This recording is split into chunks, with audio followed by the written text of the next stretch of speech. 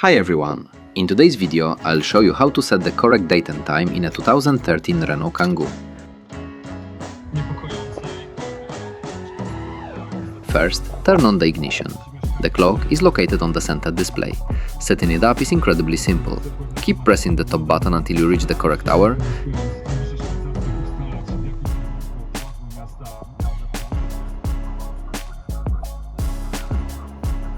And then use the bottom button to set the minutes, clicking until it's right.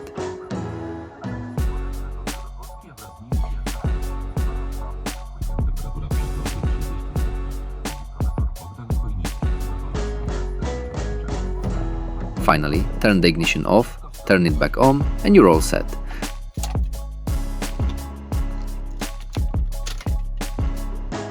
The correct time is saved. Subscribe for more.